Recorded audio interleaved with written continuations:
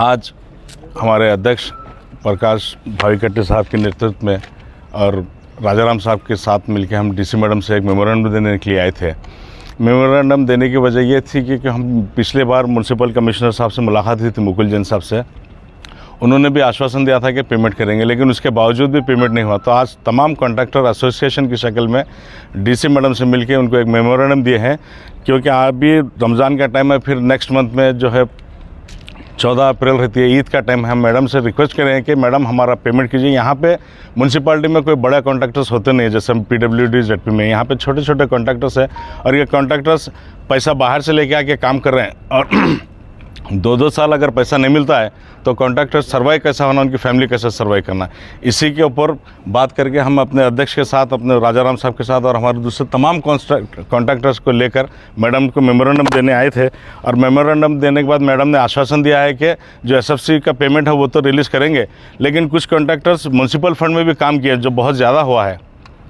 तो मैडम को वो भी रिक्वेस्ट करें कि आने वाले दिनों में आपके लेबर पेमेंट, डीजल पेमेंट, उसके बाद जो पेमेंट बचता है उसको कॉन्ट्रैक्टर्स को हर वर्क का 10% भी देते हैं तो तमाम कॉन्ट्रैक्टर्स सर्वाइव हो सकते हैं। ये बात देने के लिए मैडम के पास है। अगर ये नहीं होता है तो हम मुकुल जैन साहब के पास और एक मरतबा उनको रिक्वेस्ट करेंगे, फिर यारना हमको आखिर में जो है स्ट्राइक करना पड़ेगा। लिहाजा वहाँ तक बात जाने मत दीजिए और हमारा पेमेंट करके कॉन्ट्रैक्टर्स को, आप शहर डेवलप करना चाह रहे हैं बट लेकिन विदाउट कॉन्ट्रैक्टर्स शहर डेवलप भी नहीं हो सकता। और म्यूनसिपालिटी में तो स्पेशली आपका कॉन्ट्रैक्टर प्लस कमिश्नर मिलकर करेंगे तो बेहतर रहेगा। ಇವತ್ತಿನ ದಿವಸ ಕಾರ್ಪೊರೇಷನ್ ಅಸೋಸಿಯೇಷನ್ ವತಿಯಿಂದ ಜಿಲ್ಲಾಧಿಕಾರಿಗಳ ಕಚೇರಿಗೆ ಬಂದಿದ್ದೇವೆ. ಯಾಕಂದರೆ ಬಿಲ್ ವಿಳಂಬ ಮಾಡ್ತಿರೋ ಬಗ್ಗೆ ಕುರಿತು ಜಿಲ್ಲಾಧಿಕಾರಿಗಳಿಗೆ ಮನವಿ ಪತ್ರವನ್ನು ಕೊಡಲಿಕ್ಕೆ ಇಲ್ಲಿ ಕೆಲ ನಗರಸಭೆ ಸದಸ್ಯರು ಹಾಗೂ ಗುತ್ತೇದಾರ ಅಸೋಸಿಯೇಷನ್ನ ಅಧ್ಯಕ್ಷರು ಮತ್ತು ಎಲ್ಲ ಗುತ್ತೇದಾರರು ಈಗಾಗಲೇ DC ಮೇಡಮ್ ಅವರಿಗೆ ಭೇಟಿಯಾಗಿದ್ದೆವು. ಸುಮಾರು 1 ವರ್ಷ ಆಯಿತು ಕೆಲಸ ಆಗಿ, ಆದರೆ ಇಷ್ಟು ದಿವಸ ಅನುದಾನ ಬಂದಿಲ್ಲ. ಈಗ ಅನುದಾನ ಬಂದ 3 ತಿಂಗಳು ಡಿಸೆಂಬರ್ನಲ್ಲಿ ಅನುದಾನ ಬಂದಿದೆ. ಆದರೆ 4-5 ಸಾರಿ ಈಗಿದ್ದಂಥ ಕಮಿಷನರ್ IAS ಮುಕುಲ್ ಜೈನ್ ಅವರಿಗೆ ಪದೇ ಹೋಗಿ ಭೇಟಿ ಆದ್ರೆ ನನಗೆ ಸ್ವಲ್ಪ ಸಮಯ ಇಲ್ಲ, ನಾನು ನಾಳೆ ನೋಡ್ತೀನಿ, 4 ದಿವಸ ಬಿಟ್ಟು ನೋಡ್ತೀನಿ ಅಂಥೇಳಿ 2-3 ಸಾರಿ ಹಿಂಗೆ ಮಾಡಿದ್ರು. ಆಮೇಲೆ ಒಂದು ಸಾರಿ ಹೋಗಿ ಎಲ್ಲರೂ ಹೋಗಿ ಕೇಳಿದಾಗ ಇಲ್ಲ ನಾನು ಸ್ಪಾಟ್ ಇನ್ಸ್ಪೆಕ್ಷನ್ ಮಾಡ್ತೀನಿ, ಸ್ಪಾಟ್ ಇನ್ಸ್ಪೆಕ್ಷನ್ ಮಾಡಿದಾದ್ಮೇಲೆ ನಾನು ಬಿಲ್ ಪಾವತಿ ಮಾಡ್ತೀನಿ ಅಂತ ಹೇಳಿದ್ರು. ಸ್ಪಾಟ್ ಇನ್ಸ್ಪೆಕ್ಷನ್ನೂ ಮಾಡಿದ್ದಾರೆ, ಆದರೆ ಇಲ್ಲಿವರೆಗೆ ಯಾವುದೇ ನಿರ್ಧಾರ ಅವ್ರಿಗೆ ತೊಗೊಂಡಿಲ್ಲ. ಮತ್ತು ಯಾಕಂತ ಕೇಳಿದ್ರೆ ಇಲ್ಲ ನಾನು ಜನರಲ್ ಬಾಡಿ ಮೀಟಿಂಗ್ ಆಗಬೇಕು, ಮೀಟಿಂಗ್ ಆದಮೇಲೆ ಕೊಡ್ತೀನಿ ಅಂತ ಹೇಳಿದ್ರು. ಜನರಲ್ ಮೀಟಿಂಗ್ ಬಾಡಿನಲ್ಲಿ ಕೇಳಿದೆವು. ಜನರಲ್ ಬಾಡಿ ಮೀಟಿಂಗ್ ಆಗಿ ಇವತ್ತಿಗೆ 23ನೇ ತಾರೀಕಿಗೆ ಮುಗಿದವು. ಆದರೆ ಇವತ್ತು 5 ತಾರೀಕು ಅದೇ, ಮಾರ್ಚ್ 5, ಫೆಬ್ರವರಿನಲ್ಲಿ ಮೀಟಿಂಗ್ ಆಗಿದೆ. ಆದರೆ ಇಲ್ಲಿವರೆಗೆ ಏನು ಕೊಡ್ತಾಯಿಲ್ಲ, ಅದಕ್ಕೆ ಏನು ರೆಸ್ಪಾನ್ಸ್ ಮಾಡ್ತಾಯಿಲ್ಲ. ಅದು ಹಾಗೆ. ಮತ್ತು ಇನ್ನೂ ಉಳಿದ ಎಲ್ಲ ಗೊತ್ತಿದ್ದಾರೆ ಪಾಪ. ಸುಮಾರು ಮೊದಲು ಮುನ್ಸಿಪಾಲ್ಟಿ ಇದ್ದಾಗ ಕೆಲಸ ಮಾಡಿದ್ದಾರೆ, ಇವತ್ತು ಕಾರ್ಪೊರೇಷನ್ ಆಗ್ಯದ, ಅಪ್ಗ್ರೇಡ್ ಆಗ್ಯದ. ಆದ್ರೆ ಭಾಳ ಜನರ ನಿರೀಕ್ಷೆ ಏನದ, ಏನೋ ನಮ್ಮದೆಲ್ಲ ಕೆಲಸ ಆಗ್ತದೆ, ನಮ್ಮದೆಲ್ಲ ಮೌಖಿಕ ಆದೇಶ ಮ್ಯಾಗ ಹೇಳಿದ್ದು ಮತ್ತು ಟೆಂಡರ್ ಪ್ರಕ್ರಿಯೆ ಮಾಡಿ ಟೆಂಡರ್ ಮುಖಾಂತರ ಕೆಲಸ ಮಾಡಿರೋದಾಗಿರ್ಬೋದು, ಅಧ್ಯಕ್ಷರ ಅಪ್ಪಣೆ ಮೇರೆಗೆ ಆಗಿರ್ಬೋದು, ಎಲ್ಲ ಕೆಲಸ ಮಾಡಿದ್ದಾರೆ ಪಾಪ. ಸುಮಾರು 2 ವರ್ಷದಿಂದ ಎಲ್ಲರ ಬಿಲ್ ಪೆಂಡಿಂಗ್ ಇದೆ. ನಾವೇನು ಅವ್ರಿಗೆ ಮನವಿ ಮಾಡ್ತಾಯಿದ್ದೀವಿ, ಡೀಸೆಲ್ ಪೇಮೆಂಟು, ಲೇಬರ್ ಪೇಮೆಂಟು ಮಾಡಿದ ಮ್ಯಾಗ ಏನು ಉಳಿತದ ಅದ್ರಾಗ ಪ್ರಯಾರಿಟಿ ಬೇಸ್ ಮೇಲೆ ಎಲ್ಲರಿಗೆ ಸ್ವಲ್ಪ ಆಗಿ ಕೊಡ್ರಿ ಅಂತ ಅವ್ರಿಗೆ ರಿಕ್ವೆಸ್ಟ್ ಮಾಡ್ತಾಯಿದ್ದೀವಿ.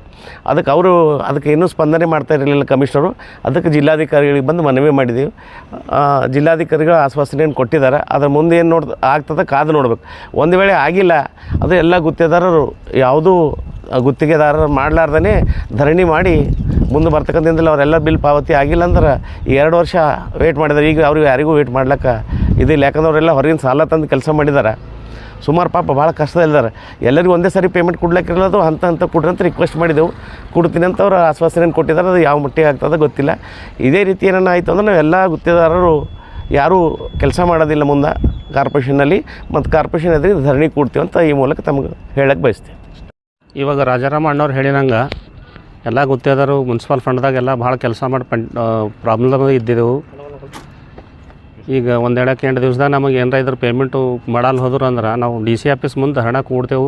ಕುಂತು ಫ್ಯಾಮಿಲಿ ಸೆಂಟ್ ಎಲ್ಲ ಬಂದು ಕುಂತು ಹರಣ ಕುಂತು ಹೋರಾಟ ಮಾಡ್ತೇವೆ ಅಂಥೇಳಿ ಮೀಡಿಯಮ್ ಮುಖಾಂತರ ತಿಳಿಸಲಾಗುತ್ತೆ. ನಂತರ ಮುಂದೆ ಹಂತವಾಗಿ ಕೋರ್ಟಿಗೂ ಹೋಗ್ತೇವೆ ಅಂಥೇಳಿ ಮೂಲಕ ತಿಳಿಸಲಾಗುತ್ತೆ. ಮಹಾನಗರ ಪಾಲಿಕೆ ಗುತ್ತೇದಾರ ಸಂಘ ಅಧ್ಯಕ್ಷ ಹಾಗೂ ಮತ್ತು ಜೊತೆಯಲ್ಲಿ ನಮ್ಮ ಕಾರ್ಪೊರೇಟರ್ ಸದಸ್ಯರು ಕೂಡ ಬಂದಿದ್ದಾರೆ. ಭಾಳ ಒಂದೂವರೆ 2 ವರ್ಷದಿಂದ ಗುತ್ತೇದಾರದೆಲ್ಲ ಪೆಂಡಿಂಗ್ ಬಿಲ್ ಡಿವಿತ್ತು. ನಾವು ಜಿಲ್ಲಾಧಿಕಾರಿ ಮೇಡಮ್ ಅವರಿಗೆ ಭೇಟಿಯಾಗಿ ಸ್ಪೆಷಲ್ SFC ಸ್ಪೆಷಲ್ ಹಾಗೂ 15 ಫೈನಾನ್ಸ್ ಎಲ್ಲ ಗ್ರ್ಯಾಂಟೂ ಇದ್ದರೂ ಕೂಡ ನಮ್ಮ ಕಮಿಷನರ್ ಪದೇ ಅವರಿಗೆ ಅಲ್ಲಿ 2-3 ಸಲ ಭೇಟಿಯಾಗಿ ಎಲ್ಲರಿಗೂ ಕುಂತು ಮಾಡಿದ್ರು. ಅವ್ರು ರಿಲೀಸ್ ಮಾಡ್ತಾಯಿಲ್ಲ ಅಮೌಂಟು ಇದ್ದರೂ ಕೂಡ.